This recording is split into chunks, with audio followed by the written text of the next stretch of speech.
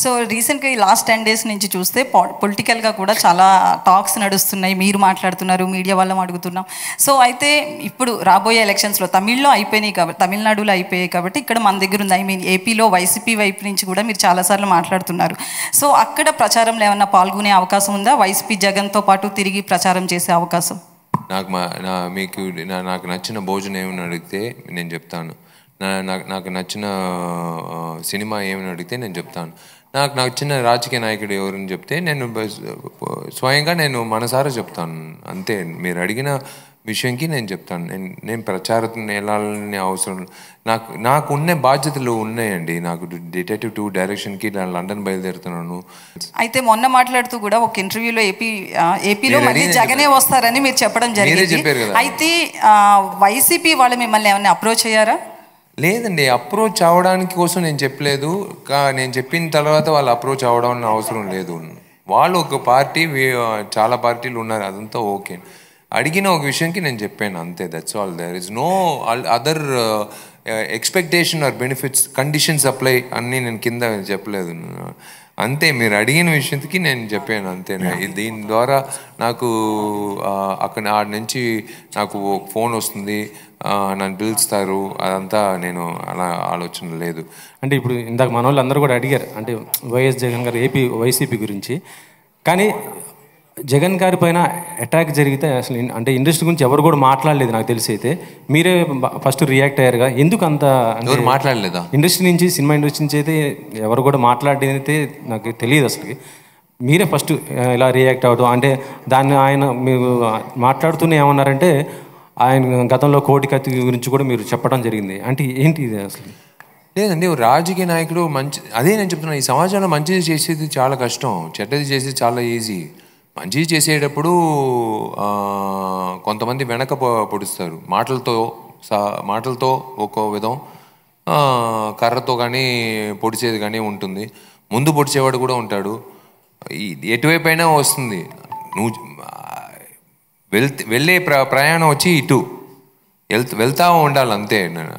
ఇదంతా ఆయన పెద్ద మనిషి, ఆయన జగన్ గారు వచ్చి ఎంతో చూసుంటారు ఆయన లైఫ్లో, మామూలు విషయాలు కాదు.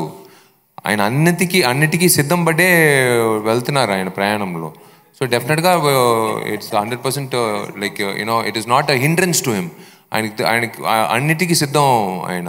సో డెఫినెట్లీ ఆయనే సీఎం అవుతానని మీరు గట్టిగా చెబుతున్నారు. అంటే అంత నమ్మకం ఏంటి సార్ మీకు? జూన్ 4th కదా, 5th నేను వచ్చి మిమ్మల్ని కలుస్తాను. 5th వచ్చి మిమ్మల్ని కలుస్తాను, అప్పుడు చెప్తాను. నేను వచ్చి మీరు అడిగారు ఒక వ్యక్తిగా, ఒక సామాన్యుడిగా, నేను నటుడిగా కాదు, మీరు నటుడిగా నేను ఇప్పుడు మేకప్ అంతా వేసుకోలేదు, ఒక సామాన్యుడిగా నేను చెప్పింది, మీరు అడిగిన ఒక క్వశ్చన్కి నేను ఆన్సర్ చెప్పాను అంతే. నెక్స్ట్ టైం సీఎం రావాలని కోరుకుంటాను. ఎవరికి ధైర్యం లేదు చెప్పడానికి. ఇప్పుడు మీరు పెట్టిన ఈ ప్లాట్ఫామ్ ద్వారా నేను కోరిక పెడుతున్నాను నా ప్రైమ్ మినిస్టర్ నరేంద్ర మోడీ గారికి, నేను మా తమిళనాడు ప్రెసిడెంట్ అన్నామలై గారికి నేను కోరిక పెడుతున్నాను. ఎలాగండి మీరు ఊరుకుంటున్నారు? ఈ దేశంలో 1 tax 1 nation అని మా ప్రైమ్ మినిస్టర్ తీసుకొచ్చినప్పుడు తమిళనాడులో మాత్రం మమ్మల్ని ఎందుకంటే 18% GST plus 8% local body tax కట్టిస్తున్నారు 7 సంవత్సరాల నుంచి 2 గవర్నమెంట్లు. ఎలా చూస్తూ ఊరుకుంటున్నారు? అది ఇప్పుడు నేను అడిగితే కాంట్రవర్సీ అంటున్నారు. నేను అడిగేది నిజం కాంట్రవర్సీ అంటే ఎప్పుడు నేను కాంట్రవర్సీ విషయం. నాకు పిల్లం లేదు, నాకు బిడ్డలు లేరు, నా పిల్లలు బాగా చదువుకుంటున్నారు పల్లెటూరులో, నా బిడ్డలందరూ, వాళ్ళ మీద ఎవడు చేయి పెట్టలేడు. సినిమాల్లాగానే ఏదైనా చేయి పెట్టాలంటే నా మీద పెట్టు. అదే చెప్తున్నా కదా. నాకు మా అమ్మకు ఒకసారి ఫోన్ వచ్చింది, నీ అబ్బాయి మొహం మీద యాసిడ్ పోసేస్తాం, జాగ్రత్తగా ఉండమని చెప్పు, ఈ ఎలక్షన్ అంతా నన్ను. బాబు, ఈ అడ్రస్ రాసి పెట్టుకో, నువ్వు ఎక్కువ నీ టెన్షన్ అవ్వమాక, నువ్వు వచ్చి ధైర్యంగా వాడి దగ్గరే వచ్చి చెప్పే, అదేదో నువ్వు చెప్తున్నావు కదా, కరెక్ట్గా రాసి పెట్టుకో, మళ్ళీ వేరే అడ్రస్లో పోయి నిలబడతావు నువ్వు, ఈ అడ్రస్ రాసి పెట్టుకో, అది 9 to 6 రామాక, ఎందుకంటే వాడు షూటింగ్లో ఉంటాడు, మళ్ళీ నువ్వు వెయిట్ చేయాల్సి వస్తుంది. 6:30 తర్వాత రా. అలాంటి అమ్మ నాన్నకి పుట్టిన అబ్బాయి నేను. మీ అమ్మగారు కూడా మీలాగే అనమాట అయితే? అవునండి, ఏం చేసేదండి, బ్లడ్లో ఉంది కదా, బ్లడ్లో ఉంది కదా. వాళ్ళు వచ్చి నా స్కూల్లో నేర్పిన ఒక విషయం, రే నలుగురికి మంచిది చేయరా అని చెప్పారు. నా కాలేజీలో నేర్పిన విషయం, రే నలుగురికి మంచిది. మా అమ్మ నాన్న చెప్పిన విషయం, నేను ఏదైనా చేయాలి. వీళ్ళు మీరు చెప్పారు 290 రూపాయలు అని చెప్తున్నారు కదా, ఆ 290 రూపాయలు నేను తీసుకుని వెళ్ళి పోన్లేండి, మా గవర్నమెంట్స్ మీద అయితే ఏమి ప్రాబ్లం లేదు. మీరు మమ్మల్ని అదే నేను చెప్తున్నాను కదా, మళ్ళీ ఆ పేరు వస్తుంది. అందుకే సరే చెప్పండి, పర్లేదు.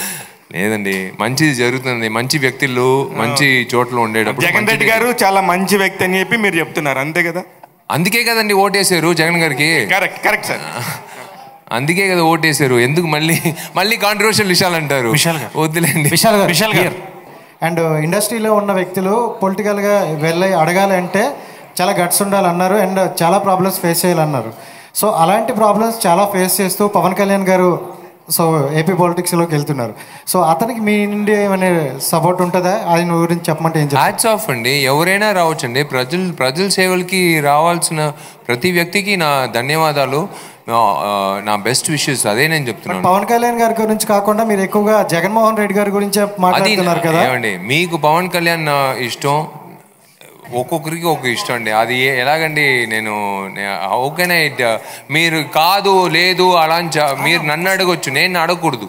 నేను అలా అడగకూడదు, అది తప్పు. కాలేజ్లో అందరూ అందమైన అమ్మాయిలు ఉన్నారు, అందరూ నేను ప్రేమించవచ్చా? ఒక అమ్మాయినే కదా నేను ప్రేమించవచ్చు. అలాగే సార్, అదే అంటే మీరు అక్కడ ఎలక్షన్ అక్కడ చూసి ప్రాబ్లమ్స్ మీరు చెప్తున్నారు, ఇక్కడ జగన్ కూడా సేమ్ యాస్టీస్ అదే చేస్తున్నారు. అంటే అందరికీ ప్రాబ్లం, రోడ్స్ బాగాలేదు. సో చాలా వీడియోల్లో కూడా వస్తున్నాయి, చాలా ప్రాబ్లం చేసిర్రు. చాలామంది లాస్ట్ టైం ఎలక్షన్ ఓటేసిన తర్వాత ఈసారి జగన్ రారు కూడా అని చెప్పేసి అందరూ చెప్తున్నారు. సో ఇటు ఉండొచ్చు అటు ఉండొచ్చు అండి. ఐఎమ్ నాట్ సేయింగ్ లేదు అని కాదు, ఉంటుందండి. ప్రతి రాజకీయ నాయకుడికి ఇటు ఉంటుంది అటు ఉంటుంది.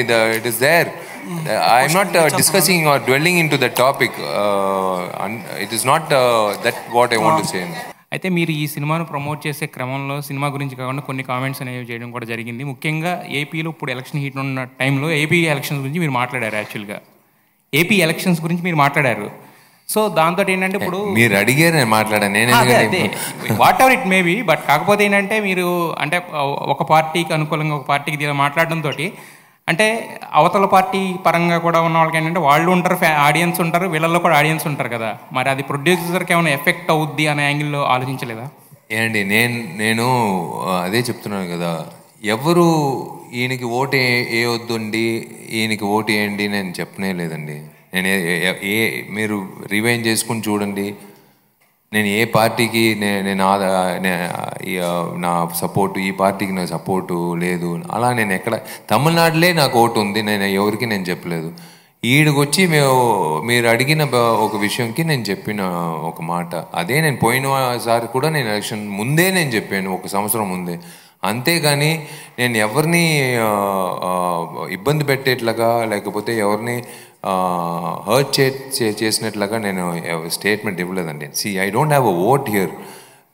అదే సమయం వచ్చి ఈ సినిమా సంబంధించిన విషయాల గురించి అడిగేటప్పుడు నేను అదే చెప్తున్నాను కదా, ఈ కాంట్రవర్సీలు ఈ 1 వారంగా జరిగే కారణం వచ్చి నేను కాంట్రవర్సీలు వెతుకు వెళ్ళట్లేదు.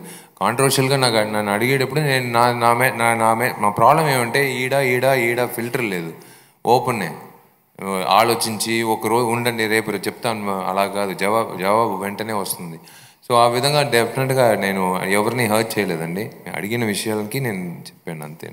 అయితే యాక్చువల్గా మీరు కూడా పొలిటికల్ ఎంట్రీ అనేది ఒక 2 years తర్వాత ప్లాన్ చేసుకున్నారు. అంటే 2 yearsలో అంటే ఏం ప్లాన్ చేసుకుని అది ఆ డేట్ అనౌన్స్ చేశారు మీరు? నెక్స్ట్ 2 yearsలో ఏం ప్లాన్ అంటే నన్ను రాకూడదని నేను ప్లాన్ చేసుకుంటున్నాను.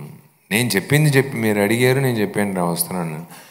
ఇంకొక జెండా, ఇంకొక పార్టీ, ఇంకొక రాజకీయ నాయకుడు రాకూడదనే నేను కోరుకుంటున్నాను. ఉన్నే రాజకీయ నాయకులు వాళ్ళు పనులు చేస్తే మేము ఇలాంటి మంచి వేదికల్లో ఇలాంటి అందమైన అమ్మాయిలు ఇలా చెప్తున్నారు చూడండి, ఇలాంటి విషయాల్లో మీలాంటి మంచి మిత్రులు ఇలా కలిసే ఒక అవకాశం, ఇలా మనం అందరినీ ఇన్ని కోట్లు ప్రేక్షకులకి ఎంటర్టైన్మెంట్ ఇచ్చే అవకాశం దేవుడు కొంతమందికి ఇచ్చారు అవకాశం. అది మేము చేస్తూ వెళ్తూ ఉంటాం. ఎప్పుడు రాజకీయ నాయకులు యాక్టర్గా మాట్లాడుతున్నారో మేము అలాంటి యాక్టర్లు రాజకీయ నాయకులుగా మారుతాం అంతే. అదే విషయం అంతే. అయితే యాక్చువల్గా మీరు ఇంతకుముందు విజయ్ గారిని కూడా కలవడం జరిగింది. ఆయన తలపతి విజయ్, మీరేమో పురచ్చి తలపతి విషయాలు కదా. సో మరి అంటే ఆయన పార్టీలో అంటే ఆయన పొలిటికల్గా మీ సినిమా ఫీల్డ్ నుంచి వెళ్ళి పొలిటికల్గా పెడుతున్నారు కదా. సో ఆయన పార్టీలో జాయిన్ అయ్యే అవకాశం ఉందా ఒకవేళ మీరు వస్తే రాజకీయాల్లోకి? లేదంటే మీరు సపరేట్ అజెండా లాంటివి ఏమైనా ఉంటాయా? అండి, రాజకీయం అనేది సమాజ సేవ వచ్చి అన్నీ నేను అమ్మ పేరులో ఎన్జిఓ నడిపిస్తున్నాను ఎన్నో సంవత్సరాల నుంచి. ఎంతోమంది ఎన్జిఓలు నడిపిస్తున్నాం, నా మిత్రులందరూ. మేము అందరూ కలిసి ఒకే అజెండా, తెలియని వ్యక్తులకి మంచిది చేయాలి, తెలియని ప్రజలకి వాళ్ళ కడుపు నిండా భోజనం పెట్టాలి, తెలియని కుక్క పిల్లలకి మాకు తెలియదు వాళ్ళని ఎలాగైనా కాపాడాలి. అంటే వాయిస్ ఫర్ ద వాయిస్లెస్. ఇదంతా మేము ఎన్జిఓలు చేసేది ఒకే విషయం. అదే అజెండా రాజకీయ నాయకులకు. వాళ్ళకందరికీ ఒక అజెండా, ప్రజలకి ఏం కావాలో అది చేసి పూర్తి చేయాలి. పూర్తి చేయాలి? వాళ్ళు బెంజ్ కార్ అడుగుతున్నారా, లేకపోతే బంజారా హిల్స్లో వచ్చి ఇల్లు అడుగుతున్నారా? అదంతా ఏం అడగట్లేదు. తాగడానికి మంచి నీళ్ళు కావాలి, మాకు మెడికల్ హెల్ప్ కావాలి, మా పిల్లలకి మంచి భవిష్యత్తు, ఉద్యోగం, మంచి చదువు కావాలి, మేము బతకాలి. అదే ఇన్ని సంవత్సరాల తర్వాత, ఇలా ఇండిపెండెన్స్ తర్వాత మనం ఒక పల్లెటూరుకి వెళ్తే ఇంకా నీళ్ళు ప్రాబ్లంతో ఉన్నప్పుడు మనకి లాగా ఉంటుంది కదా. అందుకే that's what I'm saying, that is the only reason. Join అవడం, వీళ్ళతో కలిపి చేయడం, వీళ్ళతో కాంబినేషన్ చేస్తే మనం వద్దాం, అలాంటి బుర్రంతా నాకు ఇంకా లేదండి. మీలాగే నేను ఒక ఓటర్ అంతే. ఆ ఓటర్గా నా మైండ్ ఇంకా అలాగే ఉంది అంతే. 6 గంటల తర్వాత నేను చెప్పాను కదా ఒక విషయం, అందరికీ ఒక షాక్ కలిగించింది, నాకు మాత్రం కాదు. నేటి ఓటేసేసాను నా ఊర్లో. తప్పకుండా మీరు కూడా టైం వచ్చినప్పుడు మీరు కూడా తప్పకుండా ఓటు వేయండి, మర్చిపోకండి. I think May 19th is May 13th is the election date. May 13th రోజు కొత్త ఓటర్స్ చాలా లక్షల మంది ఉంటారు, కొత్త ఓటర్స్. దయచేసి వెళ్ళి ఓటింగ్ చేయండి. ఎందుకంటే 70% పైన తమిళనాడులో ఓటింగ్ అయింది. అది మంచి విషయం విన్నప్పుడు. ఇంకొక 20% ఉంటే ఇంకా పెద్ద రెవల్యూషన్ అయి ఉండేది. అది మీరు ఇన్స్పిరేషన్గా తీసుకుని ఇంకా పర్సంటేజ్ ఆఫ్ ఓటింగ్ తీసుకురండి. దయచేసి ఓట్ చేయండి. ఎందుకంటే సినిమా అనేది శుక్రవారం చూడొచ్చు, నెక్స్ట్ శుక్రవారం చూడొచ్చు, కానీ ఆ రోజు పెట్టింది ఆ రోజే మీరు ఓట్ చేయగలుగుతారు. ఆ రోజు ఓట్ వేసినప్పుడు 5 సంవత్సరాలు వచ్చి మీరు తిట్టకూడదు. మీరు చేసిన బాధ్యత చేశారు, వాళ్ళు చేయవలసిన బాధ్యత వాళ్ళు చేయాలని మీరు నమ్మి ఓటు వేయండి దయచేసి. ఏదో ఒకటి చెప్తున్నాడే అది నమ్మి చేద్దామని చెప్పి మీరందరూ గుర్తుపెట్టుకునే నేను 2 ఆడపిల్లలకి ఇవాళ రత్నం సినిమా ద్వారా తమిళనాడులో రిలీజ్ చేసే ఈవెంట్ చేసినప్పుడు 2 ఆడపిల్లలకి చదువు డబ్బులు వచ్చింది. ఇవాళ మీ వల్ల తెలుగు ఆంధ్రప్రదేశ్లో చదువుకో వాళ్ళని కోరుకున్న 2 ఆడపిల్లలకి మనం ఎడ్యుకేషన్ మన వల్ల చేస్తున్నామండి.